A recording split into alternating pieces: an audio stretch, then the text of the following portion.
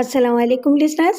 आइए अहमद इकबाल के शाहकार नोवेल अनाड़ी की छठी किस्त सुनते हैं। अचानक मुझे अपने पीछे एक आहट सी महसूस हुई और मैं चौंक के पलटा तो पर्दे के पीछे से मिस राबिया बत्ती सी चमकाती हुई नमूदार हुई।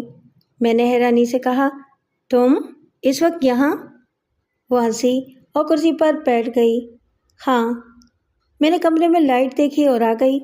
पहले समझी शायद तुम नमाज फजर के लिए उठे हो, मगर यहाँ तो मामला ही कुछ और था।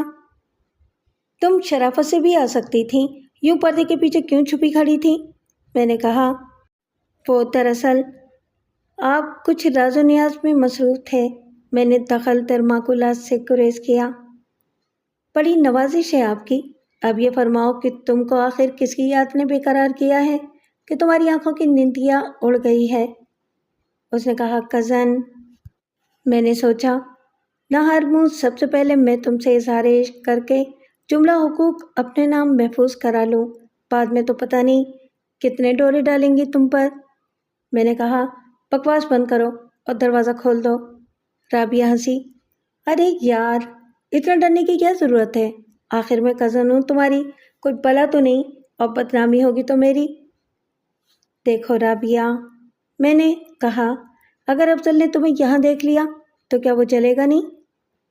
इसे मैं जलाती रहती हूँ, बुझा भी देती हूँ, इसकी फिक्र मत करो। इसे मैंने एक चुड़ैल की तरह अपने शिकंजे में जकड़ रखा है। और अब तुमसे क्या पर्दा? दिल से तो हमने हिजाब कबूल कर लिया है, किसी मौलवी के सामने होना बाकी है बस। मैंने कहा, जाओ पहले कॉफ़ी बना के लाओ मेरे लिए, फिर करेंगे बाकी बातें। राबिया मेरे मयार से एक आम सी लड़की थी। वो अपनी माँ जैसी तेज़ तर्रार और चालाक नहीं थी। इसमें कोई शक नहीं कि इसका और मेरा बचपन एक साथ गुजरा था। सबसे ज़्यादा मैं इसको मारता था और इसके बावजूद वो सबसे ज़्यादा मुझे परेशान करती थी। मेरी एक जिम्मेदारी ये भी थी कि इसे पढ़ाऊँ, क्योंकि पढ़ाई के मामले में उसका दिमाग चलता ही नहीं था। और चलता भी कैसे? किताबों से ज़्यादा उसकी दिलचस्पी पहले गानों में थी, फिर फिल्मों में हो गई।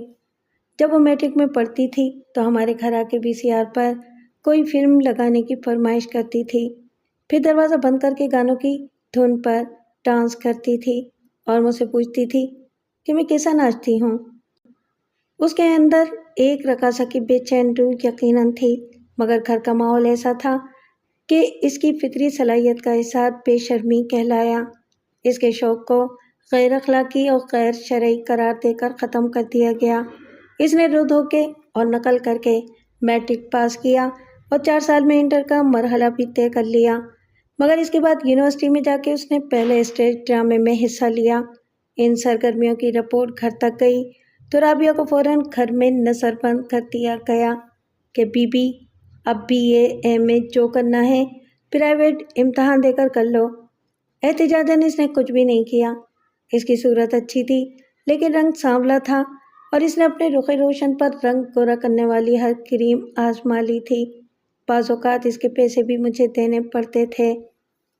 फिर राबिया को टीवी ड्रामों और फिल्मों में काम करने का शौक़ चराया था। इस शौक़ पर माँ को तो कतई एतराज़ न था, मगर सूफ़ी चचा जैसा शख्स खुद अपने घर में ये लहू और लुइब कैसे बर्दाश्त कर सकता था, वो भी बेटी के मामले में। नतीजा ये कि राबिया जल्द से जल्द इस घर से रुखसती की ख्वाहिशमंद थी। इसे यकीन था कि शादी के बाद वो मनमानी कर सकेगी और शौहर की तरफ से उसे पूरी आज़ादी मिल जाएगी, तो वो शोबिज़ के उफ़क़ का सबसे रोशन सितारा बन के चमकेगी। इसके दिल की मुराद पर आने में ताख़ीर के 2 बुनियादी असबाब थे। राबिया बचपन से मेरी खाला के बेटे अफजल से मंसूब थी। राबिया और अफजल की लैला मजनू वाली मोहब्बत के किस्से और मनाजिर सबने ही देखे और सुने थे।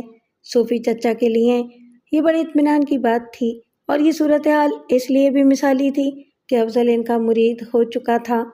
वो इंतहाई अकीदतमंदी से चचा के हाथ चूमता था और चच्ची को उससे चिढ़ थी। इनके नज़दीक अफजल वो मिसाली दामाद नहीं था जो वो अपनी बेटी के लिए चाहती थीं।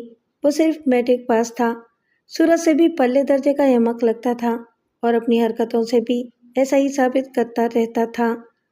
वो कोई काम धंधा नहीं करता था اور اپنا زیادہ وقت پیر و مرشد کی بارگاہ میں گزارتا تھا۔ چچی نے شادی دفتروں کے چکر لگائے، تروق پر گردن رابی ضرورت رشتہ کے کالم میں اشتہار دینے کے بعد خود اپنے شوہر سے، جسے وہ گھر کی مرغی دال برابر سمجھتی آئی تھیں، اچھے رشتے کے لیے تعویذ، درود و وظائف، نقش اور عملیات تک سب کرائے تھے، مگر افضل سے بہتر کوئی رشتہ اگر آیا تھا تو خود رابعہ نے انکار کر دیا تھا۔ پھر اچانک پردے سے میری واپسی کا غلغلہ ہوا۔ میں چچی کے خوابوں والی خما سے داماد کی جیتی جاگتی تصویر تھا۔ مجھے لندن میں ہی اطلاع مل گئی تھی کہ چچی نے تمام امکانات کو مسترد کر کے خود اپنے طور پر فیصلہ کر لیا تھا کہ رابعہ کی شادی ہوگی تو مجھ سے۔ سب دیکھتے رہ جائیں گے، افضل تو کسی گنتی میں ہی نہیں، باقی سب کی بھی کیا حیثیت ہے؟ کہاں کی فریال اور کون سی عائشہ؟ وہ ایسا چکر چلائیں گی کہ ساری بلائیں دور ہو جائیں گی۔ رابعہ سے بھی انہیں پوری امید تھی کہ میرے معاملے میں وہ افضل کو بھی دودھ میں پڑی مکھی کی طرح نکال باہر کرے گی اور مجھے حاصل کرنے کی جد و جہد میں ماں کا پورا ساتھ دے گی کہ سارے حریف شکست تسلیم کرنے پر مجبور ہو جائیں گے۔ ایسی باتیں سن کے مجھے ہنسی بھی آتی تھی اور پریشانی بھی ہوتی تھی۔ رابعہ دروازے کو لاز سے کھول کے اندر آئی تو اس کے ہاتھ میں کافی کے 2 مگ تھے۔ ایک مجھے تھما کے وہ سامنے بیٹھ گئی۔ میں نے کہا، رابی، کیا تمہیں اندازہ ہے کہ میں کتنی مشکلات میں گھرا ہوا ہوں، کیسے سنگین مسائل سے دوچار ہوں؟ بالکل ہے، لیکن تمہاری تشریف آوری نے میرے لیے کیسے سنگین مسائل پیدا کر دیے ہیں اس کا تمہیں کوئی اندازہ نہیں۔ حالات ایسے ہیں رفیق صاحب کہ ہم ایک دوسرے کے مددگار ثابت ہو سکتے ہیں۔ وہ بولی، رابعہ جو جانتی ہے وہ کوئی نہیں جانتا کہ بہت جلد وہ ولایتی حسینہ یہاں آ رہی ہے پاکستان میں، اور اس گھر میں جو عجائب گھر ہے۔ میں اچھل پڑا، یہ تمہیں کیسے پتہ چلا؟ وہ ہنسی، بھائی معاف کرنا، مجھے انگریزی زبان تو نہیں آتی، مگر جتنی آتی ہے اس کے مطابق۔ اس نے لوفرانہ انداز میں بائیں آنکھ دبائی اور بولی، جب تم فون پر بات کر رہے تھے تو میں پردے کے پیچھے کھڑی سب سن رہی تھی، لیکن فکر کی کوئی بات نہیں کزن، اگر یہ راز ہے تو راز ہی رہے گا، تم مجھ پر بھروسہ کر سکتے ہو۔ میں تمہاری معاون خصوصی، دوست، مشیر، جاسوس، سیکرٹری، یہاں تک کہ محبوبہ کا رول بھی کر سکتی ہوں۔ میں نے اسے غور سے دیکھا، میرے خالصار پر یہ عنایت کیوں؟ دراصل میری والدہ ماجدہ نے مجھے ایک مشن سونپا ہے جو میرے خیال میں مشن امپاسبل ہے، اور اس کا پہلا مرحلہ یہ ہے کہ تمہیں الو کے طرح پھنساؤں، جیسے تم چاہو، تم سے پھنسا کے شادی کر لوں۔ اس مرحلے کو سر کرنے کے لیے مجھے 2 قتل کرنے کی بھی اجازت ہے، ایک فریال کو اور دوسرے عائشہ کو۔ تمہیں کوئی اعتراض تو نہیں؟ بالکل نہیں، مگر چھوڑو، مجھے تو یہ بھی اجازت ہے کہ ناکامی کا شبہ ہو تو تمہیں بھی قتل کر دوں۔ تم کیسے قتل ہونا پسند کرو گے کزن؟ میں نے کہا، میں عزت سے خودکشی کو ترجیح دوں گا۔ وہ ہنسی، یار تم تو ڈر گئے، فکر مت کرو، تم بالکل محفوظ ہو، کیونکہ ویسے تو میں نے والدہ کی بات مانتے ہوئے اس مشن کو تکمیل تک پہنچانے کا عزم کر لیا ہے، مگر حقیقت اس کے برعکس ہے۔ میرے نزدیک تم ہرگز اس قابل نہیں کہ تم پر ڈورے ڈالے جائیں، شادی تو دور کی بات ہے۔ تھینک یو کزن، کون ہے اس قابل تمہارے خیال میں؟ افضل آف کورس، اس نے مجھے ڈانٹا۔ تم کو اتنا بے خبر نہیں ہونا چاہیے، یہ تو بچپن سے طے تھا۔ اس کے علاوہ اس دنیا میں اس سے بڑا الو کون ہو سکتا ہے؟ ہیں، تمہیں شوہر کی جگہ کاٹ کا الو چاہیے؟ میں نے حیرانی سے کہا۔ مسٹر رفیق، میری جیسی لڑکی آپ جیسے شخص کے ساتھ بھلا کیسے گزارا کر سکتی ہے؟ میں تم کو اپنے اشاروں پر نچا نہیں سکتی، تم سے اپنی ہر جائز ناجائز بات منوا نہیں سکتی۔ میں نے کہا، اللہ بیچارے افضل کے اوپر رحم کرے۔ وہ بولی، دیکھو رفیق، بچپن سے مجھے جانتے ہو، تم مجھے ڈانس کی فلمیں لالا کے دیتے تھے، میری حوصلہ افزائی کرنے والے صرف تم تھے، باقی سب نے تو میرے شوق کا خون کیا، اور میرے اندر کے آرٹسٹ کے قاتل ہیں سب۔ مجھے ایکٹنگ کا شوق تھا۔ میں نے کہا، مجھے تم سے ہمدردی ہے، مگر یہ خاندان جس میں تم پیدا ہوئی ہو اور یہ معاشرہ، اس میں لڑکی ہونا تمہاری بد نصیبی تھی۔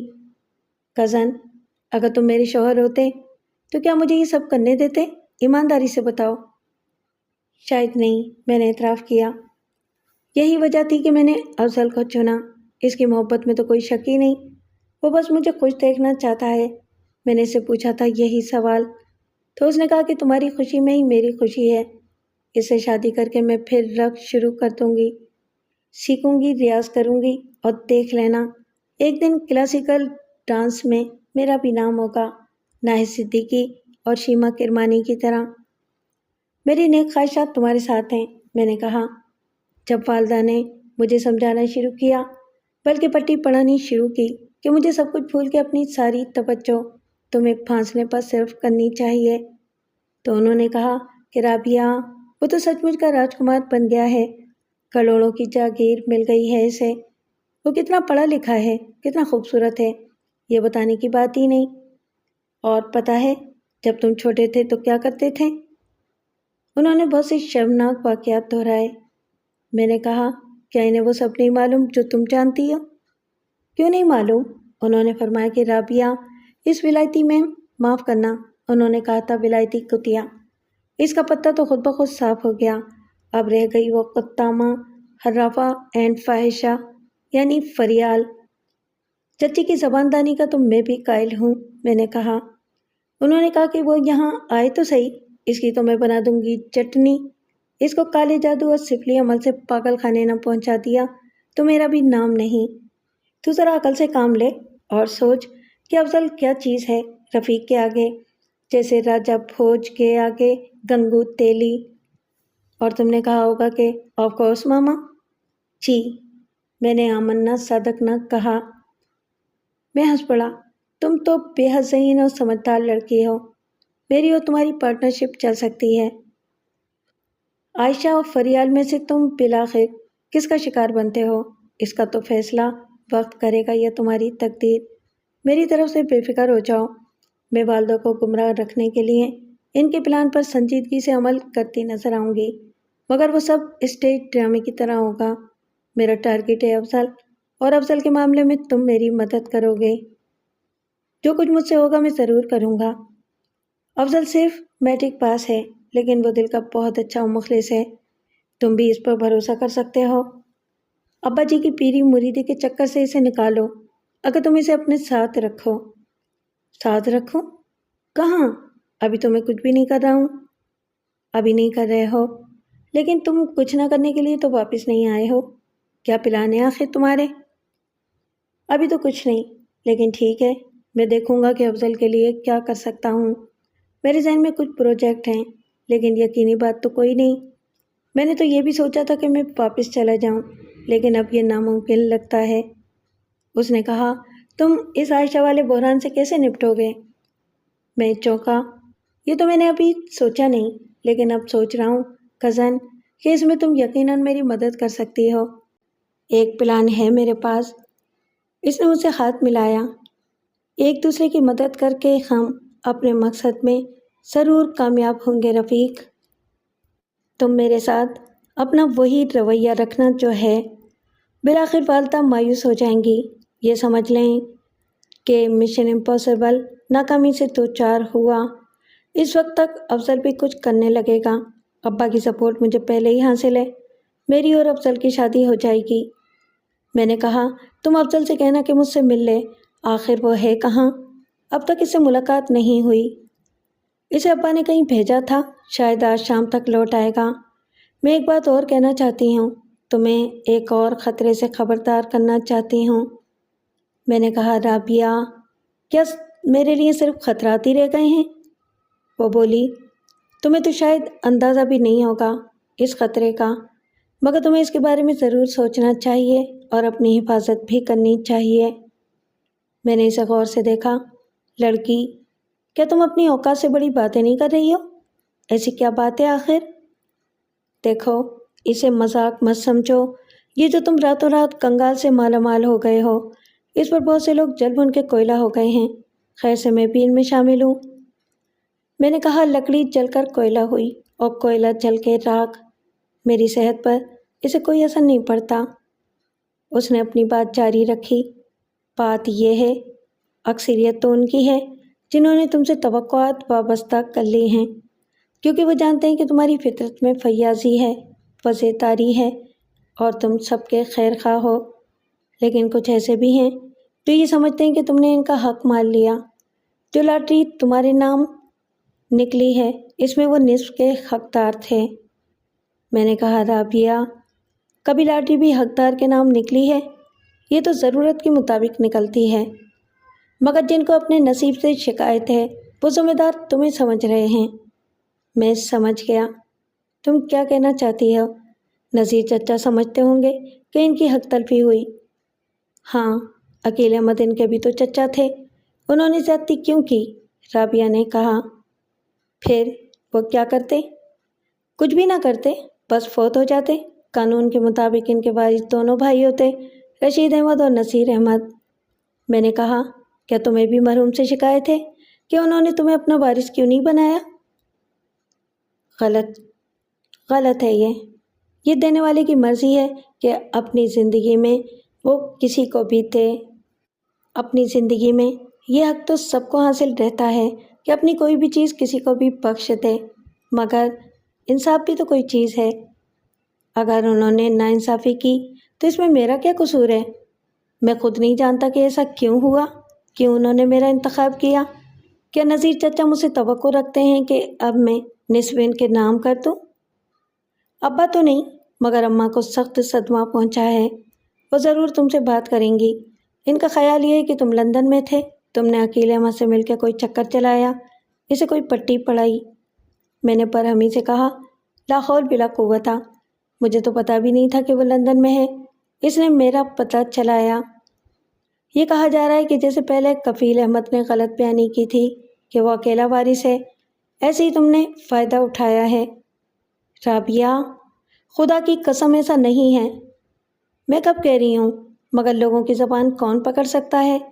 ابا نے عملی صورتحال کو قبول کر لیا ہے کہ ایسا ہونا چاہیے تھا مگر نہیں ہوا، تو اس میں تمہارا یا کسی اور کا کیا قصور؟ عقیل احمد نے زیادتی یقیناً کی، وہ وراثت کا معاملہ شرع اور قانون کے مطابق طے کرتے۔ کیا یہ تمہارے جذبات ہیں؟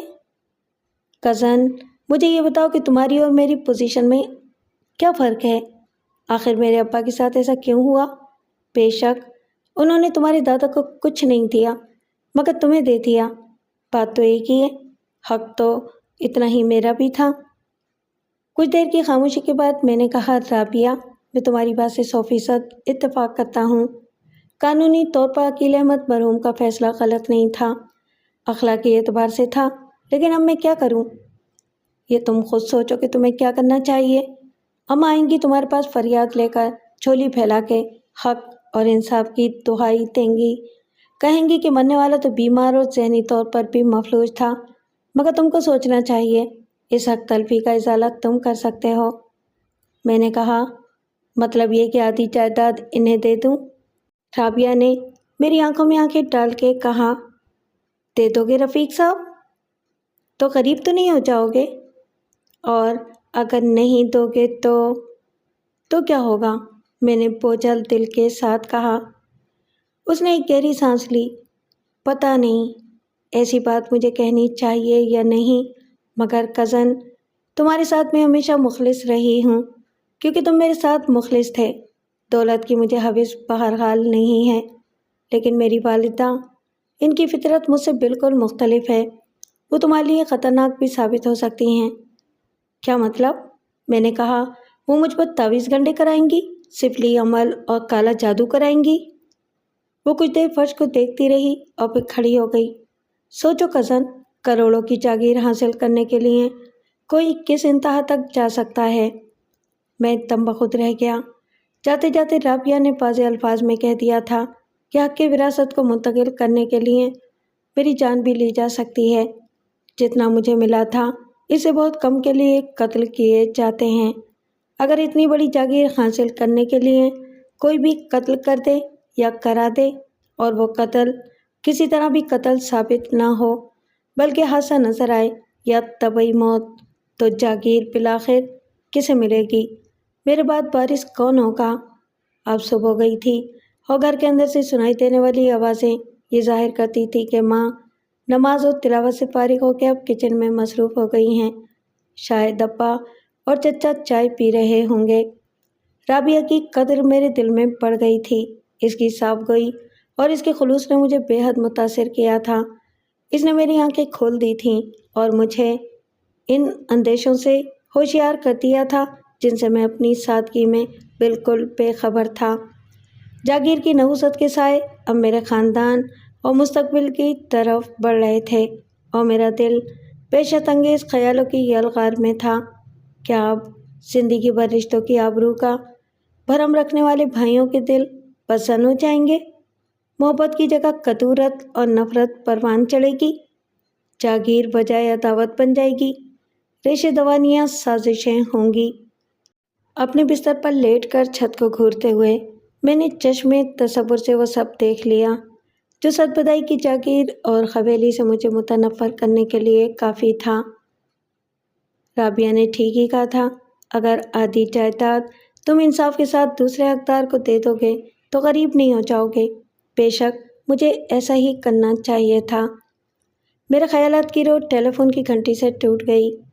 मैंने रिसीवर उठा के कहा, हेलो। दूसरी तरफ से किसी अजनबी आवाज़ ने कहा, मुझे रफ़ीक अहमद से बात करनी है। मैंने कहा, फरमाइए, मैं ही रफ़ीक अहमद हूँ। एक लम्हा तवक्कुफ़ के बाद दूसरी तरफ से कहा गया, मैं लंदन से सफ़दर सुल्तान बोल रहा हूँ। पहले मुझे शक हुआ कि मेरे कानों ने गलत तो नहीं सुना। फिर मैंने इसकी आवाज़ को पहचान लिया। मैंने संभल के कहा, जी फरमाइए। इसने खासे पुररौनक और खफकी आमेज़ लहजे में पूछा, क्या तुम्हें मालूम है कि फरियाल कहाँ है? मैंने फिर खुद को संभाला और सपाट लहजे में पूछा, ये मैं पाकिस्तान में बैठ के कैसे बता सकता हूँ जब तुम्हें लंदन में बैठ के मालूम नहीं? उसने कदरे बदतमीज़ी से कहा, देखो, पता तो मुझे चल ही जाएगा, वो अपने फ्लैट पर नहीं है। क्या वो पाकिस्तान में है? मैं सारे पाकिस्तान की खबर नहीं रखता और फरियाल के बारे में मुझसे सवाल करने की क्या ज़रूरत है? वो तुम्हारी जिम्मेदारी है या मेरी?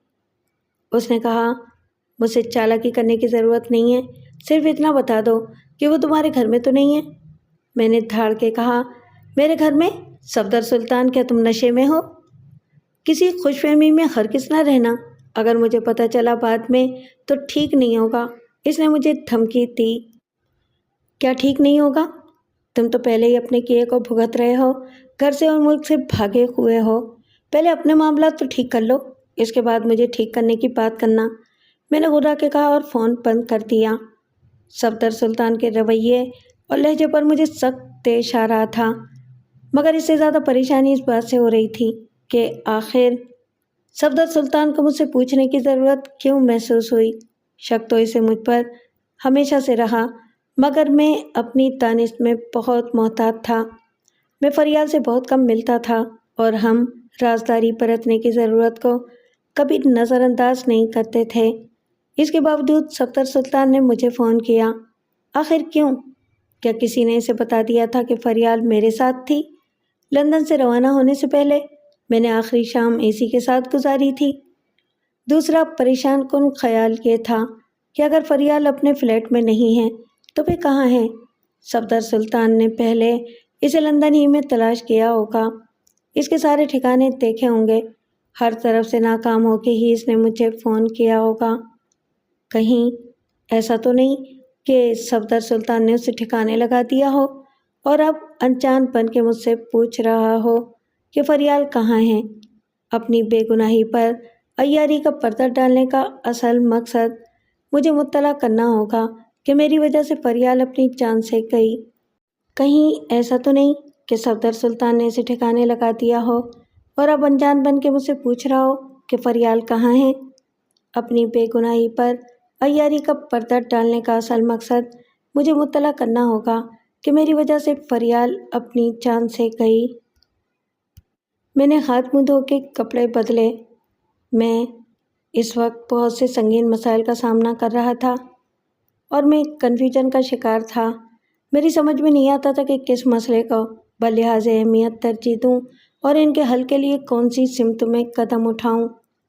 सुल्तान का मुझे फ़ोन करना तो मुतज़ाद मकासद की अक्कासी करता था। یا تو سچ مچ فریال لاپتہ تھی اور وہ اس کے لیے اتنا متفکر تھا کہ لندن میں تلاش کے سارے امکانات ختم ہو گئے، تو انتہائی مجبوری میں آخری کوشش کے طور پر اس نے مجھ سے رابطے کی ذلت کو بھی قبول کر لیا، یا پھر خطرہ وہی تھا جس کی طرف سب سے پہلے میرا خیال کیا تھا۔ فریال کی کسی حرکت پر اشتعال کی انتہائی کیفیت میں اس نے فریال کو قتل کر دیا اور اس کی لاش کو غائب کرنے کے بعد اب اپنی بے گناہی کی تشہیر کے لیے سارے زمانے سے پوچھتا پھر رہا ہے کہ فریال کہاں ہے۔ وہ پاکستان کے کسی شہر یا قصبے کا معاملہ نہیں تھا جہاں دھن دھاندلی یا دھوس سے وہ اپنے جرم کی پردہ پوشی میں کامیاب ہو جاتا۔ یہاں قانون اور انصاف کے رکھوالے خود اس کی مدد کرتے اور نام نہاد تفتیشی کارروائی کے بعد کیس یوم حشر تک کے لیے قبرستان میں دفن ہو جاتا۔ لندن میں ایسا نہیں تھا۔ وہاں جرم کی نوعیت قانونی ہو یا محض اخلاقی، رائے عامہ پر اثر انداز ہونے والے سارے ادارے، میڈیا، پبلک اور انصاف، قانون کی عمل داری قائم کرنے کے ذمہ دار سب ایک ساتھ حرکت میں آ جاتے ہیں، اور جتنا مشکل جرم کا ارتکاب ہوتا ہے اس سے کہیں زیادہ مشکل اسے چھپانا ثابت ہوتا ہے۔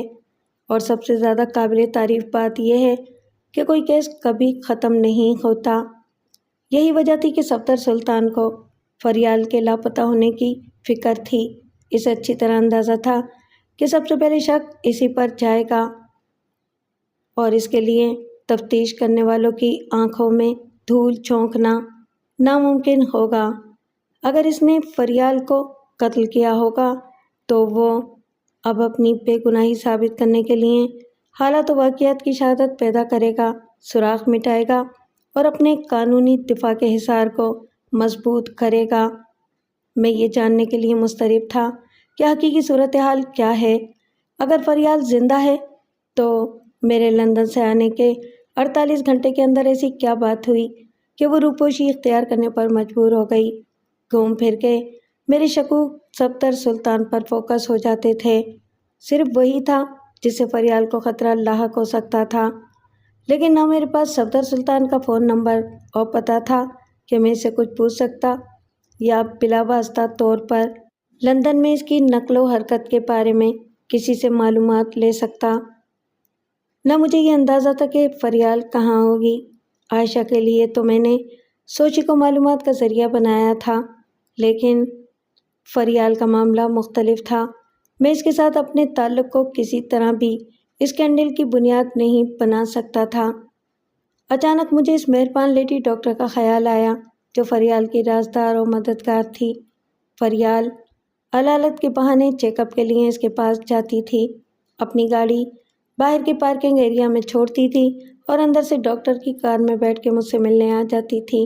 اس کا پیچھا کرنے والے جاسوس اور پہرے دار بے وقوفوں کی طرح فریال کی کار پر نظر رکھے مطمئن بیٹھے رہتے تھے کہ مالکن اندر ہی ہے، وہاں وہ صبح سے شام تک رہے تو اس کی مرضی۔ صفدر سلطان بھی جانتا تھا کہ لندن میں فریال کے ایک ہی دوست ہے اور فریال کبھی ضرورت کے تحت جاتی ہے اور 2-4 گھنٹے گپ شپ میں گزار لیتی ہے، تو اس میں کوئی حرج نہیں۔ رات کو وہ ہمیشہ اپنے فلیٹ میں ہوتی تھی اور باہر جہاں جاتی تھی وہ بازار ہو، کلب یا ہوٹل، اس کا شوفر لے جاتا تھا جو صفدر سلطان کا نمک خوار غلام تھا اور فریال کے روز و شب کی تمام مصروفیات کی مکمل رپورٹ اپنے آقا کو ارسال کرتا تھا۔ میں نے گھڑی کی طرف دیکھا۔ لندن میں ابھی صبح کے 5 بجے تھے۔ فریال کی دوست لیڈی ڈاکٹر شائستہ بڑی خوش اخلاق تھی، میں سے کئی بار مل چکا تھا۔ وہ خاموش طبع اور بہت لیے دیے رہنے والی عورت تھی۔ ایسا لگتا تھا جیسے کام کی بات کے سوا کوئی بات کرنا اسے اچھا نہیں لگتا تھا۔ بعض اوقات تو مجھے کوفت ہونے لگتی تھی۔ میں نے فریال سے کہا تھا کہ آخر تمہاری یہ سہیلی اتنی آدم بزار کیوں ہے؟ فریال نے کہا، تمہیں دیکھ کے اسے کچھ ہو جاتا ہے۔ کیا مطلب؟ میں نے چڑ کے کہا، میری صورت ایسی ہے؟ فریال نے متانت سے سر ہلایا۔ غالباً بلکہ یقیناً، لا حول بلا قوت، اپنی صورت دیکھی ہے اس نے؟ رومیو، اس سچ سے تمہیں مرچیں لگی ہیں نا؟ اس کا شوہر تو مرتا ہے اس کی صورت پر۔ اب میں نے خود کو کنٹرول کیا۔ وہ دراصل پیشہ ور عاشق اور کامیاب شوہر جھوٹ بولنے پر مجبور ہوتے ہیں میری طرح۔ میرے نزدیک مجھے شک ہوتا تھا کہ فریال اس دوستی کو ایک ذاتی مقصد کے لیے اہمیت دینے پر مجبور ہے، مگر ایسا ہرگز نہیں تھا۔ ایک بار میں نے چھپ کر ان کی باتیں سنی تو شم سے میرے کان لال ہو گئے۔ وہ ٹین ایجرز کی طرح بڑی بے شرمی کی باتیں کر رہی تھیں۔ اس کا شوہر بھی ڈاکٹر تھا اور کوئی 20 سال پہلے لندن آ کے آباد ہو گیا تھا۔ 10 سال پہلے وہ پاکستان کے پنڈ دادر خان گیا اور وہاں سے اپنے بچپن کی اس محبت کو عقد کی زنجیر میں باندھ کے لے آیا جو اپنے محبوب کی فرمائش پر ڈاکٹر بنی تھی۔ راجہ میرا بے تکلف دوست ہی نہیں، ایک مضبوط سہارا بھی تھا۔ اپنے لامحدود وسائل اور کسی حد تک شیطانی ذہانت کے باعث اس کی مدد سے میرے مشکل کام بھی آسان ہو جاتے تھے۔ اپنے موجودہ حالات میں مجھے ہر لمحہ اس کی مشاورت درکار تھی۔ فون کرنے کے بجائے میں نے اس کے گھر جانے کا فیصلہ کیا۔ نہ وہ اس وقت آفس میں ہو سکتا تھا اور نہ پریس میں۔ عام طور پر وہ رات کے 2 بجے اخبار کی آخری کاپی کے پریس میں جانے کے بعد فارغ ہو جاتا تھا تو گھر جا کے سو جاتا تھا اور پھر دوپہر تک سوتا رہتا تھا۔ میرا خیال تھا کہ اب اس کے اٹھنے کا وقت ہو گیا ہے، لیکن وہ غائب تھا۔ ڈور لاک کو دیکھ کے اندازہ نہیں ہوتا تھا کہ دروازہ اندر سے بند ہے یا مقفل ہے، اور بار بار گھنٹی بجانے کے باوجود بعض اوقات اس کی آنکھ نہیں کھلتی تھی۔ اس کی بھی ایک وجہ تھی کہ پہلے وہ سوتے وقت کانوں میں روئی ٹھوس لیتا تھا۔ بالآخر میں نے شہناز کے گھر فون کیا۔ اس نے خاصی افسردگی سے کہا، ہاں رفیق بھائی، وہ یہاں سو رہا ہے۔ میں نے کہا، خیریت تو ہے نا؟ خیریت کہاں ہے رفیق بھائی، کل رات اس پر کچھ لوگوں نے حملہ کیا تھا۔ ایک خبر شائع ہوئی تھی کسی فیکٹری میں ہڑتال اور تالہ بندی کے اصل اسباب کے بارے میں۔ اب پتہ نہیں مالکوں نے گنڈے بھیجے تھے یا خود یونین والے تھے، دونوں ایک ہی ہیں، خبر دی تھی راجہ نے۔ میں نے کہا، اچھا، میں آتا ہوں۔ شہناز کے گھر پہنچ کے میں نے راجہ کو دیکھا تو مجھے کچھ تسلی ہوئی۔ وہ ڈرائنگ روم میں قالین پر سو رہا تھا۔ یہ خلاف معمول تھا کیونکہ شہناز کے گھر میں 3 بیڈ روم تھے، ان میں سے ایک ابتدا سے راجہ کے لیے وقف تھا۔ ان کے تعلقات کی یہ نوعیت بڑی عجیب تھی اور میرے سوا ساری دنیا اسے سمجھنے سے قاصر تھی۔ یہ طے تھا کہ ان کی شادی ہوگی۔ شہناز تو خیر بڑی نیک نیتی اور خشوع و خضوع سے راجہ کو چاہتی تھی، مگر باہر کوئی نہ کوئی چکر چلائے رکھنے والا راجہ بھی سچ مچ کسی کے عشق میں مبتلا تھا تو وہ شہناز تھی۔ شہناز نے راجہ کی ایک جھلک دکھا کے مجھے مطمئن کر دیا تو میں نے کہا، یہ کب آیا یہاں؟ صبح 4 بجے۔ میں لاؤنج کی ایک کرسی پر بیٹھ گیا۔ اور ڈرائنگ روم میں کیوں سو رہا ہے؟ کہہ رہا تھا ڈاکٹر نے فوم پر سونے سے منع کیا ہے، کمر میں بھی چوٹ آئی ہے، ریڑھ کی ہڈی پر۔ وہ رونے کے قریب ہو گئی۔ میں نے کہا، شہناز، تم کیسی ڈاکٹر ہو؟ تم نے دیکھا کوئی ایکس رے یا MI رپورٹ؟ اس نے خود بتایا ہے۔ میں نے کہا، شہناز، اچھی طرح جانتی ہو تم کہ کرائم رپورٹنگ کرتے کرتے وہ اسٹوری رائٹر بن گیا ہے، دنیا بھر کی جھوٹی سچی کہانیاں گھڑتا رہتا ہے۔ مجھے تو وہ ٹھیک لگ رہا ہے، میں جگاتا ہوں اسے۔ شہناز نے تذبذب کا مظاہرہ کیا۔ آرام کرنے دیں اسے۔ میں اٹھ کھڑا ہوا۔ 7-8 گھنٹے ہو گئے آرام کرتے۔ تکلیف میں ہوتا تو ایسی گہری نیند آتی؟ خراٹے یہاں تک سنائی دے رہے ہیں۔ بس وہ تمہیں پریشان کرتا ہے اور تم کو بھی پریشانی اچھی لگتی ہے۔ میں نے سوتے ہوئے راجہ کے لات رسید کی۔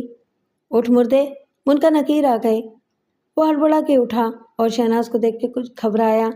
اس نے کرا کے کہا، آہ یار، مرے ہوئے کو کیوں مارتا ہے؟ میں نے کہا، تیری تو کمر کے سارے مہرے چور چور ہو گئے تھے۔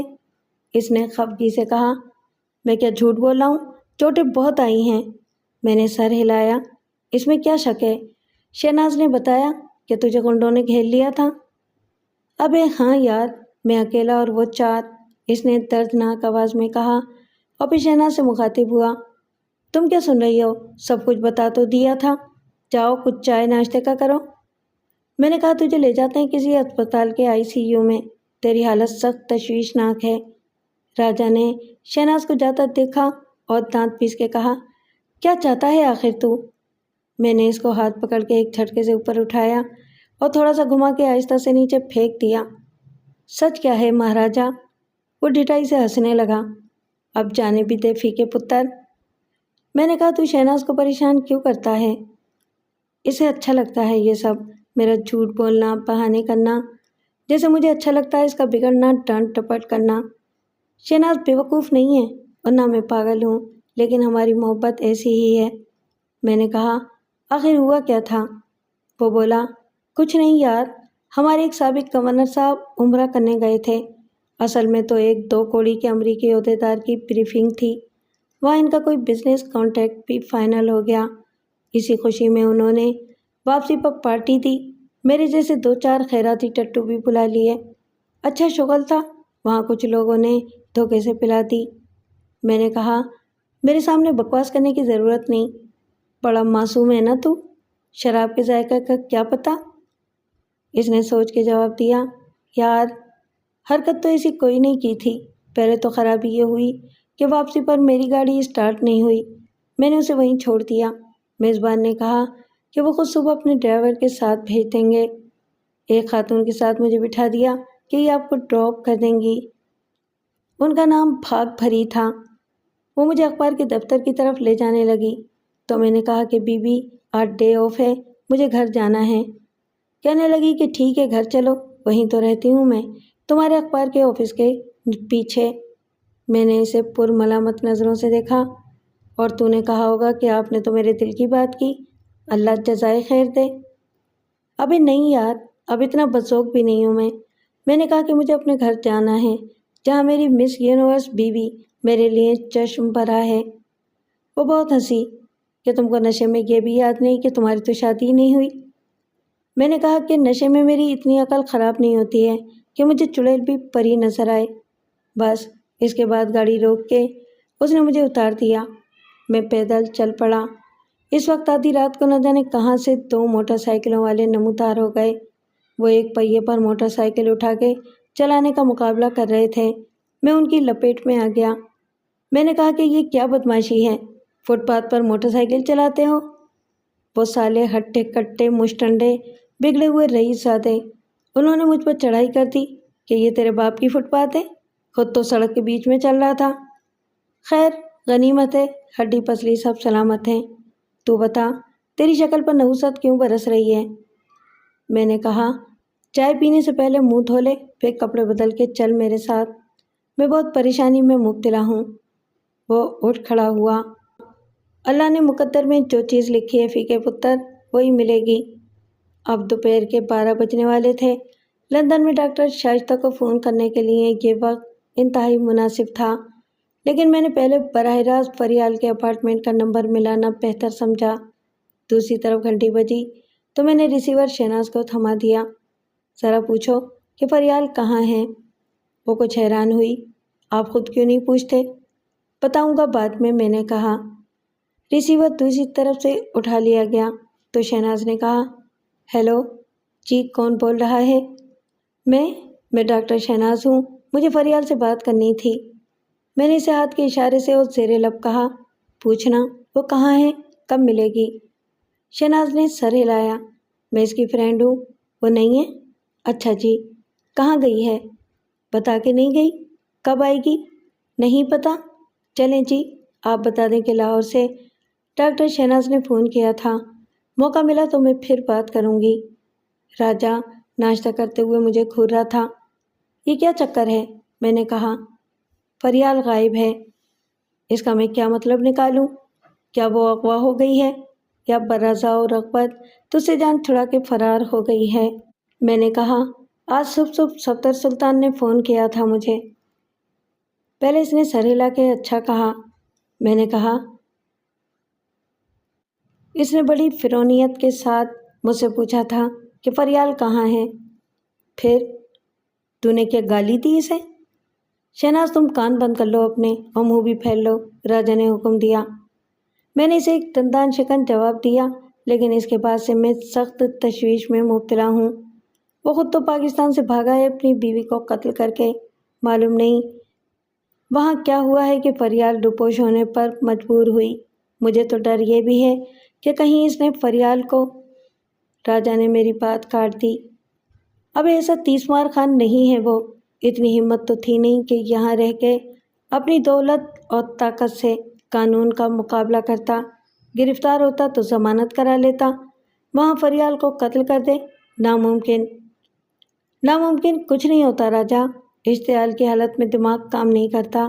میں نے کہا، آخر فریال کہاں ہے؟ پتہ چل جائے گا فیکے پتر، گھبرا مت۔ میں نے فون اٹھایا۔ اس کی رازدار ہے ڈاکٹر شائستہ، فریال کی کوئی بات اس سے چھپی ہوئی نہیں۔ اور بھی بہت لوگ ہیں یار، اخبار والوں کا پورا نیٹ ورک ہے، لندن میں چیوٹی بھی گم ہو جائے تو پتہ چلایا جا سکتا ہے، راجا نے کہا۔ دوسری طرف سے خود شائستہ نے فون اٹھایا۔ ہیلو، میں نے کہا، ڈاکٹر شائستہ، میں پاکستان سے رفیق بات کر رہا ہوں۔ جی، اس نے مختصراً کہا۔ کیا آپ کو فریال کے بارے میں کچھ معلوم ہے کہ وہ کہاں ہیں؟ جی نہیں، میں نے اسے بھی پوری بات بتائی اور اپنے خدشات کا اظہار کیا۔ آپ کے خیال میں وہ کہاں ہو سکتی ہے؟ اس نے فون کیا تھا کہیں سے؟ میری بات نہیں ہوئی۔ میرے بیٹے سے اس نے کہا تھا کہ ممی کو بتا دینا میں خیریت سے ہوں اور پھر فون کروں گی۔ یہ کل صبح کی بات ہے، پھر فون نہیں آیا۔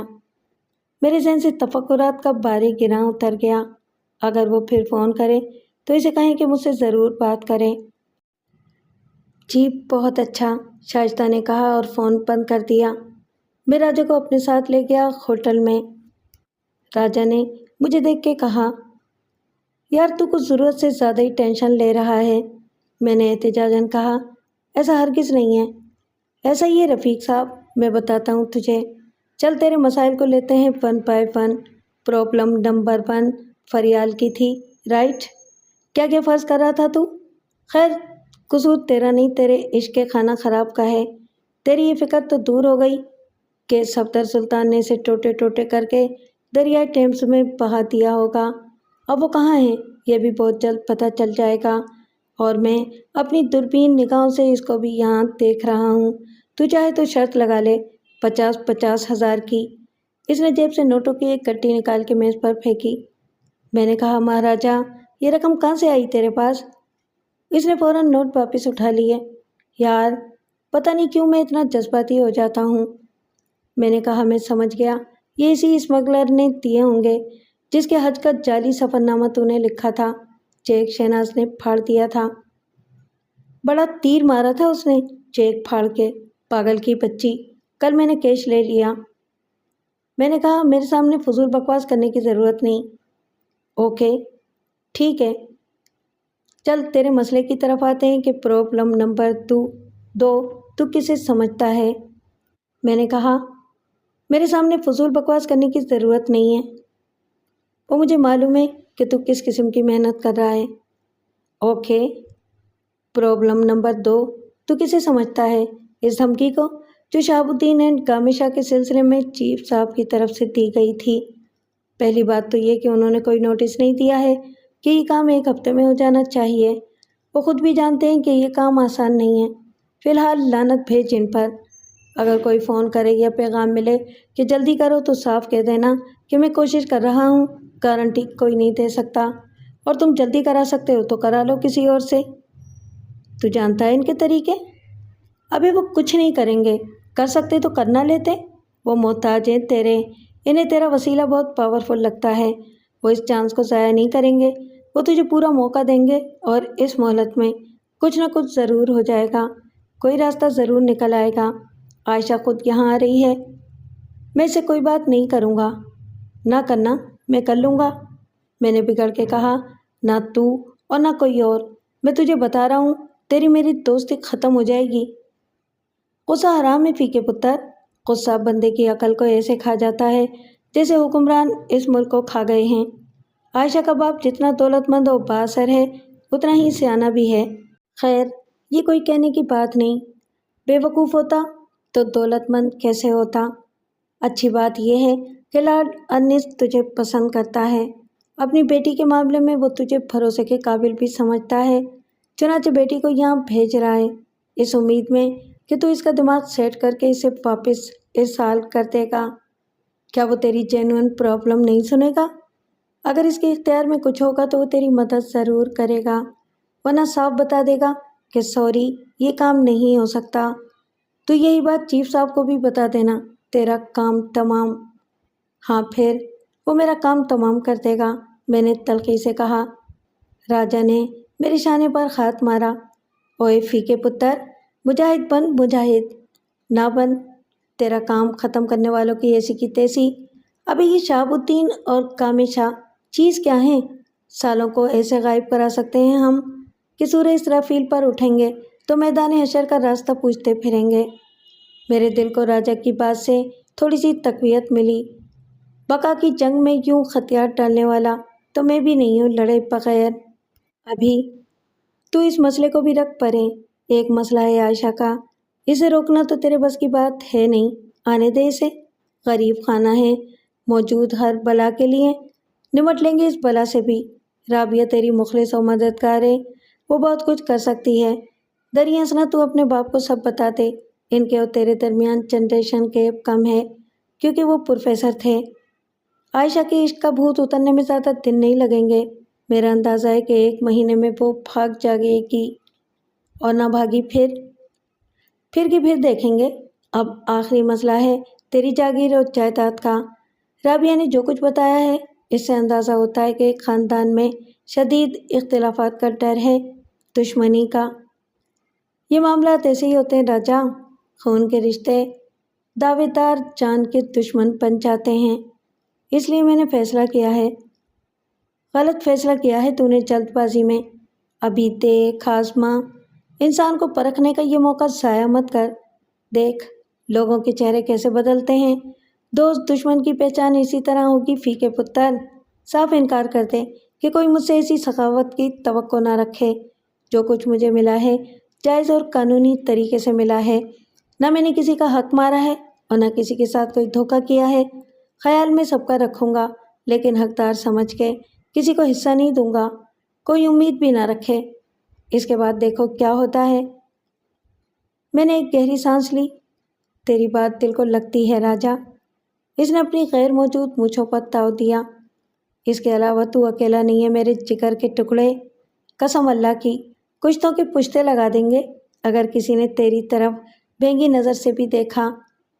میں نے کہا راجا تو سد بدائی جائے گا میرے ساتھ، اگر آج شام نہیں تو کل، یہ کام ضروری ہے، میری ملازمت بھی ضروری ہے۔ میں نے کہا بل لعنت بھیج ملازمت پر، مجھے تیری ضرورت ہے، اکیلا میں کچھ نہیں کر سکتا۔ اس نے سر ہلایا۔ گھبرا مت فیکے پتر، تیرے لیے اپنی جان بھی حاضر ہے۔ یہ بتا اسلحہ ہے تیرے پاس؟ میں نے نفی میں سر ہلا دیا۔ کبھی ضرورت محسوس نہیں ہوئی۔ تیرا واسطہ جن دشمنوں سے ہے وہ صرف طاقت کی زبان جانتے ہیں، ان کا مقابلہ کرنا پڑا تو کیسے کرے گا؟ پہلے کی بات اور تھی، اب کی بات اور۔ جو لوگ آج طاقت کی توازن کی بات کرتے ہیں وہ بے وقوف نہیں ہیں۔ خیر تو فکر مت کر، اس کا بندوبست میں کر دوں گا۔ اینٹی ڈکیتی کا ایک بندہ ہے میرے قابو میں، تھانے دار ہے۔ وہ کیا کرے گا؟ وہ تجھے ہر چیز فراہم کر سکتا ہے، کلاشنکوف اور دستی بم سے لے کر راکٹ تک، ہر چیز وہ حسب ضرورت کسی کے قبضے سے برآمد کرانے کے لیے حاضر اسٹاک میں رکھتے ہیں۔ راجا نے رازداری سے کہا۔ مجھے بہت شاندار چیز دی تھی اس نے، سائلنسر والا خودکار ریوالور۔ کسی کو گولی مار دو تو اسے بھی پتہ نہیں چلتا کہ آخر ہوا کیا۔ تو نے ایسی خطرناک چیز کیوں لی؟ یار مل رہی تھی اس لیے لے لی، اور مفت بہرحال نہیں لی۔ تیرے لیے بھی کوشش کرتا ہوں۔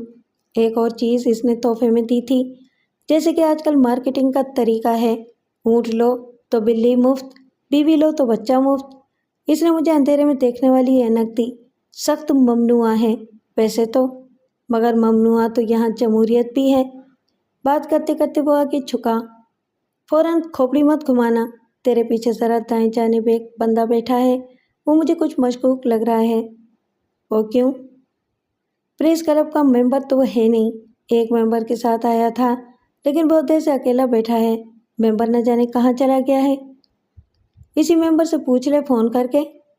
یار وہ بھی جعلی صحافی ہے، کسی ذریعے سے ایک اخبار کے رپورٹر کا پریس کارڈ بنوا لیا ہے، لوگوں کو بلیک میل کرتا پھرتا ہے۔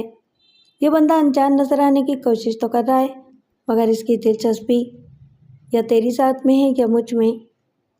اس سے بات کرتے ہوئے ڈر لگتا ہے۔ राजा ने उसे एक गाली दी। दरअसल मुझे इसका चेहरा भी देखा हुआ महसूस हो रहा था। अब याद आया कि इसे तो मैंने कुछ देर पहले भी अपने घर के बाहर देखा था। वहाँ ये मोटरसाइकिल में कोई खराबी तलाश करने की एक्टिंग कर रहा था। मैंने कहा, तेरा मतलब है कि वो हमारा पीछा करता हुआ यहाँ आया है? मूर्ख सिंह, ये तेरे घर से तेरा ताक़ुब कर रहा होगा। अब तू ऐसा कर, हाल के आखिर में है वॉशरूम, जाते हुए इस पर एक निगाह डाल और बैतुल-खुला में क़याम के दौरान में गौर होश फरमा, शायद तुझे कुछ याद आ जाए, राजा ने कहा और अपना हाथ बढ़ा दिया। मैंने केकाई के साथ उसके हाथ पर हाथ मारा और उठ खड़ा हुआ। जब मैं इस शख्स के पास से गुजरा तो वो बिल्कुल मेरी तरफ मुतवज्जा नहीं था। मेरे अंदाजे के मुताबिक 20-22 साल उम्र के इस नौजवान ने जीन्स पर ढीली ढाली टी शर्ट पहन रखी थी। वो दुबला पतला और हद से ज़्यादा संजीदा सूरत था। इसका अंदरूनी इज़्तिराब, इसकी गैर इरादी हरकतों सकनात से आया था। मैं सीधा वॉशरूम में गया और कुछ देर में हाथ पहुँचता हुआ आया और राजा के सामने बैठ गया। मुमकिन है कि तेरी बात ने मुझे भी वहम में मुब्तला कर दिया हो, मगर इसकी सूरत वाकई शनासा लगती है। याद कुछ आ नहीं रहा। चल, हम इसे मौका देते हैं, वो खुद ही बता देगा, राजा ने कहा और हम इत्मीनान से चलते हुए बाहर निकल आए। जब मैं गाड़ी निकाल रहा था तो राजा की शुबात की तस्दीक होने लगी। वो दीवार के साथ खड़ी हुई बहुत सी मोटरसाइकिलों में से अपनी मोटरसाइकिल बाहर निकाल चुका था। मैंने कहा राजा, इसे कहाँ ले जाएंगे? राजा ने कहा, हम इसे टॉर्च देने की कोशिश करेंगे। मैंने राजा का मतलब समझ लिया। प्रेस क्लब से बाहर आके मैंने गाड़ी की रफ्तार बढ़ाई। राजा ने बैक व्यू मिरर का रुख अपनी तरफ कर लिया था। इसने रनिंग कमेंट्री शुरू की। तू आगे देख के गाड़ी चला, पीछे मैं नज़र रखता हूँ। अब शक की कोई बात नहीं फीके पुत्र, वो लगा हुआ है पीछे। काली मिर्च है या काला बकरा, इसका भी पता चल जाएगा।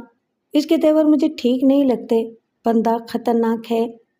मैंने कहा राजा, ऐसा ना हो कि तेरे चक्कर में मेरी जान जाए, और गाड़ी को एकदम मोड़ लिया। मेरा कोई दुश्मन नहीं, राजा ने कहा। याद कर इन सबको जिनको तूने रवा माली साल में अपने इश्क के जाल में फांसा। आखिर वो शरीफ ज़ादियाँ किसी की इज्जत होंगी। राजा तलखी से हंसा। शरीफ ज़ादियाँ? अबे इनकी असलियत सामने आ जाए तो शरीफ साहब खुदकुशी कर लें। गाड़ी को सीधे हाथ की तरफ मोड़ ले, ये सड़क खाली ही रहती है। आगे कहीं इसे रोक के पूछेंगे कि बेटे आखिर इस ताक़ुब का मकसद क्या है? मगर यार, वो तो गायब हो गया। क्या मतलब? मैंने मायूसी से कहा। मतलब ये कि वो शायद सीधा गुजर गया। वो समझ गया होगा कि हमें शक हो गया है। राजा की बात मुकम्मल भी ना हुई थी कि मेरे कानों में फायर की आवाज़ आई। जिस्म के मुदाफ़ियाती रद्द अमल के तौर पर मेरा सर खुद ब खुद झुक गया। हालांकि निशाना मेरा सर होता तो यह हरकत मुझे गोली से बचा नहीं सकती थी। खतरे का एहसास मेरे लाशऊर में मौजूद था। चुनाचे मेरे पैर ने ब्रेक पैडल को दबा दिया। इससे बस इतना फ़ायदा हुआ कि गाड़ी की रफ्तार कुछ कम हो गई। मैंने गोली चलने की आवाज़ के साथ ही दूसरा धमाका सुना। दोनों आवाज़ों के दरमियान सेकंड के 10वें हिस्से से भी कम का फ़र्क था। इसके साथ ही गाड़ी मेरे काबू से बाहर हो गई। मुझे मालूम हो गया कि गोली ने आगे दाएं हाथ वाला टायर फाड़ दिया है। टायर बस्ट होते ही गाड़ी उलट गई। अमेरिका और लंदन में रहने की वजह से मुझे सीट बेल्ट बांधने की आदत हो गई थी, मगर